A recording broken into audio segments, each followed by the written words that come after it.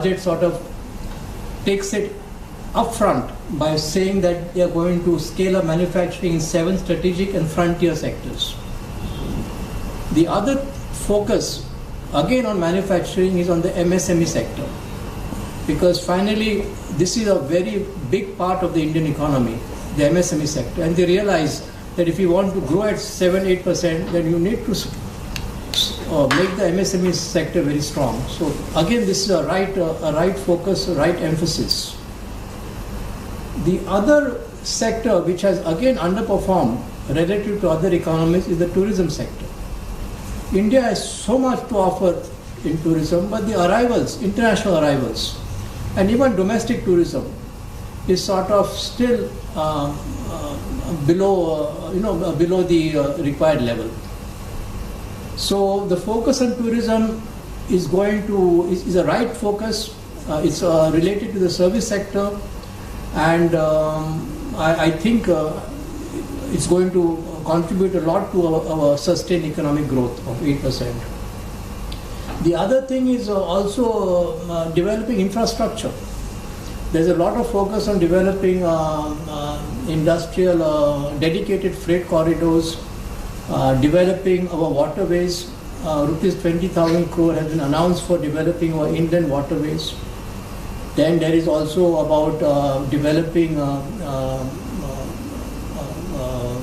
this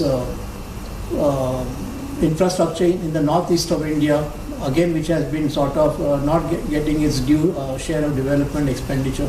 So that again is a right step. Then medical tourism, realizing that medical tourism has a lot to do. So a lot of, and another thing which I really liked was they have realized now that so far our focus has been at a national level, develop the national economy, develop the state economy. But for the first time the budget realizes or recognizes that cities are also engines of growth. So now there is a focus on developing tier 2 and tier 3 cities. And I think that's a very important insight into what will drive our economy in the future. So I think overall, new ideas, new emphasis, new focus, and it's not a populist budget as it should not be. It's a capacity building budget.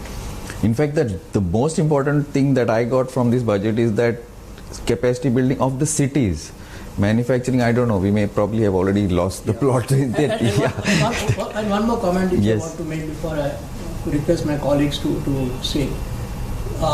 The good news is they have also maintained the fiscal deficit at 4.4% for 25-26, which is a very good achievement, and they are going to bring it down to 4.3 in the next year.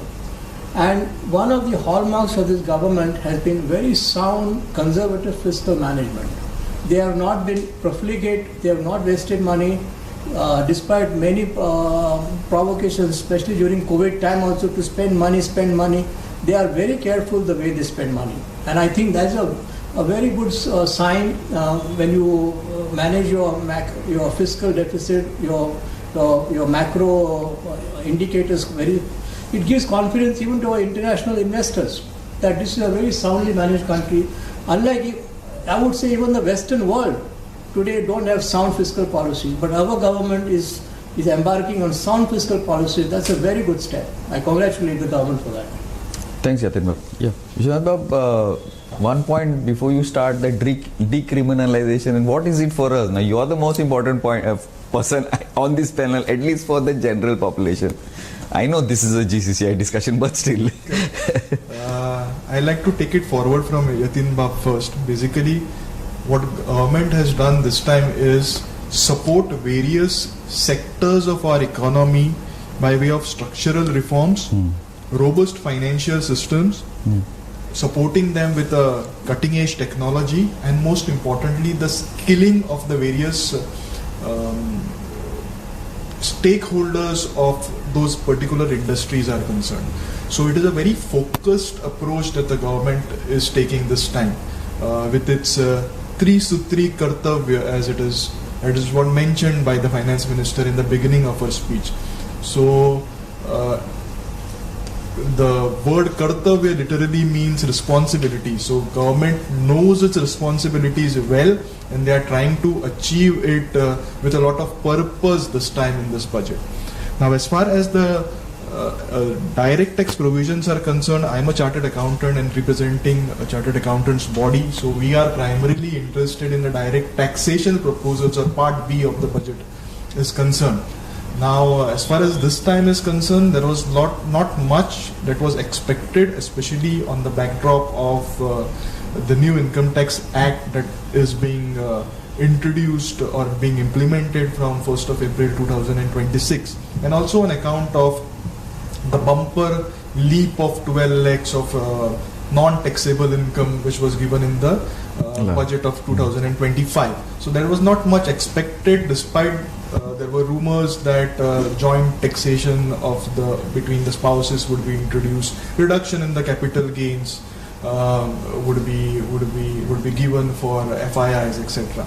But nothing of that sort has happened. But there are a lot of policy changes as far as the assessment and the procedural part in the Income Tax Act is concerned. There are some certain benefits which the government has given. Firstly, the big bold statement is there are no changes as expected in the personal income tax taxation. Now, as far as TDS and TCS are concerned, which is again a major revenue earning or early revenue earning measures for the government, there are some rationalizations in that are concerned. One is the TCS on the overseas tour packages have been reduced from 5% to 2%. Also on the foreign remittances under the LRS scheme on education and medical expenses abroad have been reduced from 5% to 2%. Also, there would be rationalizations on, as Finance Minister mentioned, on the TCS on alcoholic liquor and 10-do leaves, etc. Some specific rationalization would take place, which we would know when the fine print is out. Also, TDS, there has been some clarity which has brought as far as the TDS on supply of manpower is concerned, where it has now been under the TDS of 1% or 2%, which the Finance Minister mentioned. The large part of our the assessees, as we call them, is basically they are small taxpayers. So there have been some what I can say is concessions or the schemes which would be notified for them, as Finance Minister mentioned. Also, there is something called as nil deduction certificate, which sometimes is required to get, which is obtained for non-deduction of TDS, etc. So that has now been made automated. So these are some beneficial provisions for the small taxpayers. Now, as far as the procedural part of the income tax is concerned, one is filing of the revised return of the income tax. The time limit for them has been increased from 31st December to 31st March. What used to happen is that the filing time for original as well as the revised return was the same. Now that has been rationalized and moved to 31st of March from 30th of December. Also, as far as the phases of return filing, there used to be only two phases. One is 31st July and 30th of September. So there was a lot of pressure on the chartered accountants or the practicing accountants for filing the returns in those two clusters. Now that has been increased from 2 to 3 periods, for July 31st, then August 31st and 30th September for various classes. So that has now been staggered. Also, as far as non-residents are concerned, there are some clarities which have been brought as far as their investment is concerned, or the export. There is something called as safe harbor rules, which is basically required for the export of the services. So there are some clarity on that as well. As far as non-residents selling their property is concerned, there used to be a very cumbersome process that the TDS was required to be deducted, and through a TAN-based process. Now that has been again brought to a PAN-based process. So there are a lot of positive takeaways which the common man may not appreciate, but from the chartered accountants or from the financial professionals' point of view, these are big takeaways. Again, in the last couple of months, government has been laying a lot of stress on the correct declaration of information in the income tax return, especially relating to your overseas assets and the overseas income. We have realized that the declarations are not proper or insufficient or incorrect. So government has come out with a scheme to give immunity from prosecution for such defaulters. So that is a big takeaway. Also, as far as litigation, government is trying to reduce litigation on year basis. So the penalty for filing up, I mean, you need to prepay the defaulted amount or the amount which you are appealing against, up to the tune of 20% for filing an appeal against the income tax department. That has now been reduced to 10%, which is a big giveaway from the assessee point of view.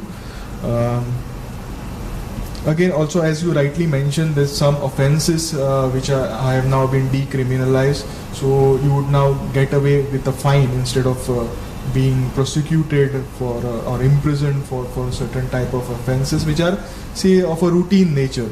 So as far as so there is nothing major as far as or you can say groundbreaking as far as the IT Act is concerned, but there are these small changes that are there are likely to reduce the burden on professionals as well as the assessees, and likely to I mean, it would ease the compliance as far as the income tax is concerned. The bottlenecks would become, would not be so many bottlenecks, because otherwise it goes in appeal and then it remains and remains. Also that license Raj part of which is still there, which this government has been trying to, smoothen out, but it's still there in many of the. So, that probably would become a little bit. Yes, the government has now laid a lot of focus as far as the automation of the IT systems are concerned. Even in this budget, as far as the nil deduction, what finance minister mentioned, will now be automated. So we need not go to the income tax offices. Everything will now be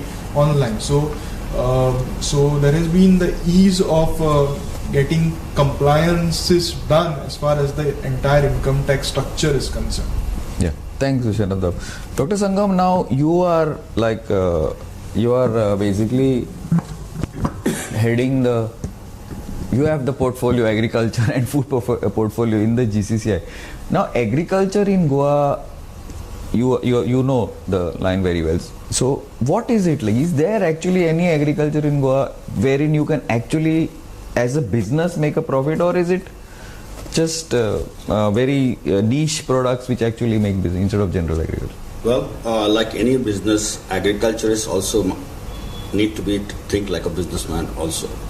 They need to make profits, and Honorable Prime Minister and the government of India is looking at doubling the farmers' income. I think many people in Goa are doing it, especially during the COVID times. We saw a lot of movement towards agriculture. The day people start earning that money, I'm sure agriculture, there are many successful cases also in Goa, but it is limited in the quantum. Goa, for example, imports almost 30,000 tons of vegetables. That's 60-70%? 30,000 tons of vegetables, trucks coming all the cities in Goa, whereas production of vegetables is hardly 1,000 ton. So you can imagine the kind of disparity in the vegetable production. Yes, Goa has a long way to go, but there are some success stories. But I think personally, Goa has to focus on high value agriculture. I think niche products, high value agriculture, more revenue, because land holdings are less. It's small, yeah. Yes, and that way, Goa, like Viksit Bharat 2047, I think our government of Goa has planned for 2037. And as you and all our listeners will know, Goa cannot be Viksit and India cannot be Viksit without agriculture and food production. And I think this is where Chamber is leading the way and making everybody know that things can be done. There are success things, and people should get invigorated into agriculture.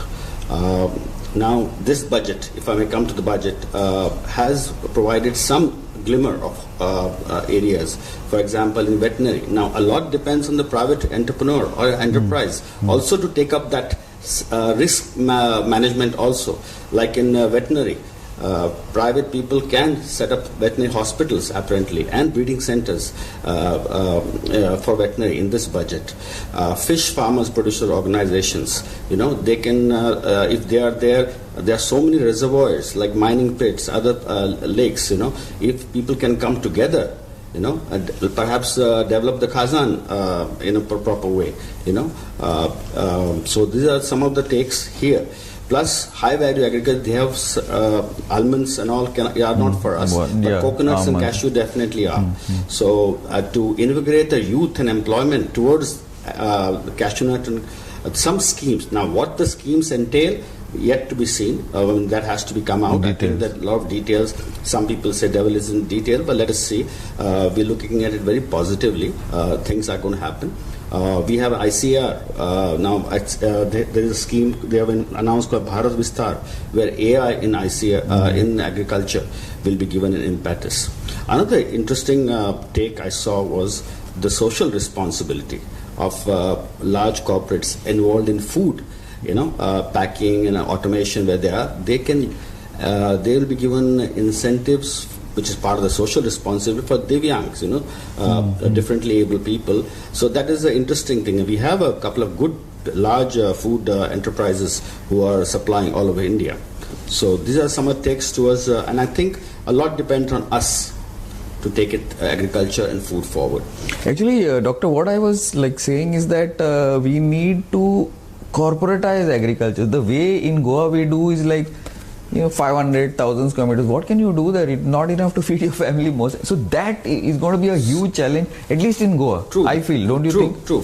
That's where the farmer produce organizations, whether involved in fish and Kazan, whether involved in and there are Krishi Ratnas and all. There are people success but then stories. Act also yes, comes those into things it, are there. So scared. that has to be smoothened down and becomes there's a political will involved as well as the people will involved. So, but it is happening, during COVID time, it went to 1,200 tons. So there are people who are doing it, but it may be but yes, 2037 is another 12-13 years away. Very close. And I think even if we can come to certain better figure, and I think it can be done, and there is money in agriculture as long as you have scale and a risk-taking appetite. Yeah. Thanks, Doctor. Rohan, another thing besides agriculture besides which is something that we can really do well, that's the MSMEs and all that. So that is something that even last time you were talking about it. So even now, so what is the thing? Because I don't know. People talk about manufacturing. Even Yatin was talking about manufacturing in India.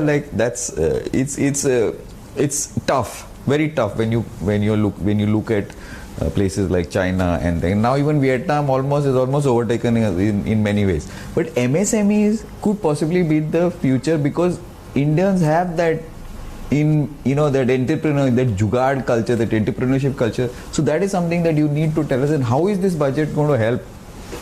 Absolutely. Bottlenecks, which is most important. Ease of doing business is something we've been discussing for the past so many years. Absolutely. And which is absolutely. And as you rightly said, we have to look at external factors, what are happening, the kind of global uncertainties which are happening. And, there's a saying, you cannot control what is external. You only need to, look internally and see if you can be aligned and be ready for the kind of external uncertainties. And I believe the union budget has really done just that. What they have done is that they have tried to see that there is a reduction in the critical import dependencies, so that there is more make in India and make for the world. And this only happens by strengthening the MSMEs, which are the growth drivers of India. And we are seeing that there's a lot of focus on making these MSMEs much more stronger, especially in these uncertainties. One of the ways they are doing it is by looking at the pain points of the MSMEs. Now, what are the pain points? It's usually the credit facilities and the liquidity crunch. Yes. These are the two main ones. And the budget has hit the nail on these schemes, rightly so. One of the main matters is relating to the TREDs. which is the trade receivable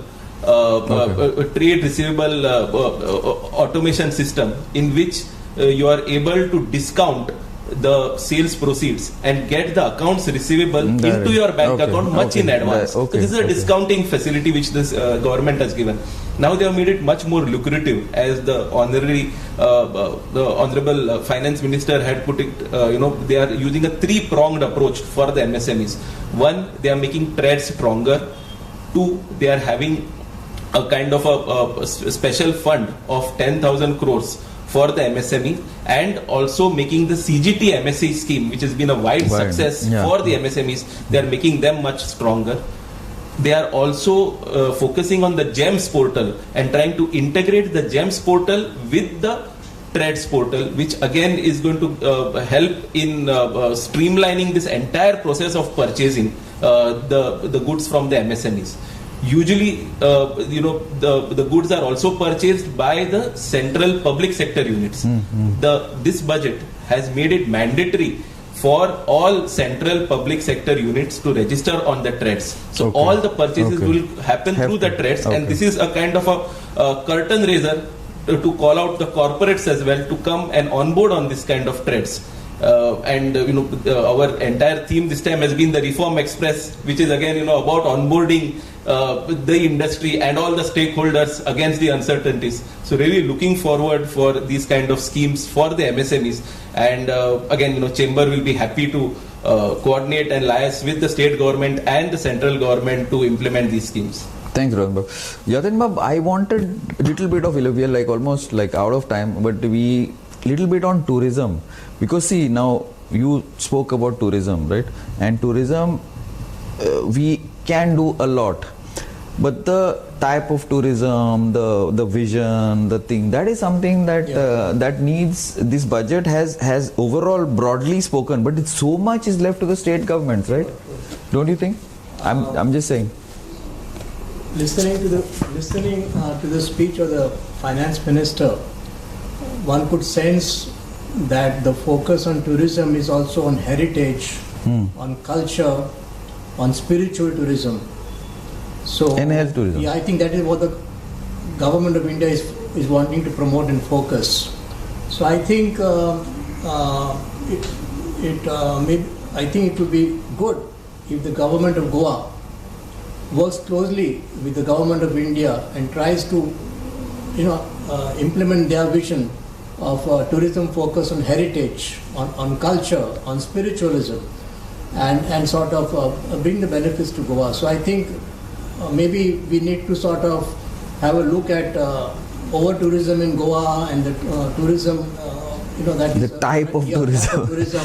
So maybe this is a double-engine government. Triple engine now, with the panchayats. So triple engine. So they should work closely with the union government and work on similar kind of tourism that they are promoting.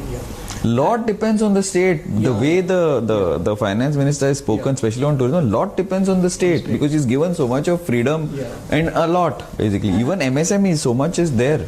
And there are, if you listen to this, listening to the speech of the finance minister, some of the focus areas apply so much to Goa. Exactly, that's my point. That's exactly my point. They are going to promote Indian waterways. Yes. They have announced a fund of 20,000 crores of rupees. We are also talking a lot about developing more waterways. Yes. Then there is talk about medical tourism. Absolutely, which is another huge market. Huge market. There is a talk of focusing on MSME. Goa is also MSME also. So then there is 80%, I think, probably from industrialization, 80% of the employment goes through MSMEs. Then there is talk about developing fishery along the coastal regions of India. We also are a coastal region with a fishing tradition. There is talk about developing cashew nuts, coconuts. So a lot of announcements have relevance to Goa. We are confident that the government of Goa will work closely with the government of India and try to leverage these announcements for the benefit of Goan economy. We have out of time, Yatin Bab, Dr. And Vishwanath Bab, I wanted to get into more, but I don't really have the time but we possibly later on will need a little more discussion on this thing, because this is an area of interest for me also. But thanks a lot, Dr. Kurade. Thanks a lot, Yatin Bab. Thanks a lot, Vishwanath Bab. Thanks a lot, Rohan Bab. Now, this is what you've heard. A little general, because it just happened, the budget has just happened and discussions have happened. Hopefully, over a little bit of time, with the cooperation of the GCCI, we can get into separate sectors and special sectors, especially what would be of relevance to Goa and surroundings. Thank you. I'm Glenn Kostar for Goa365.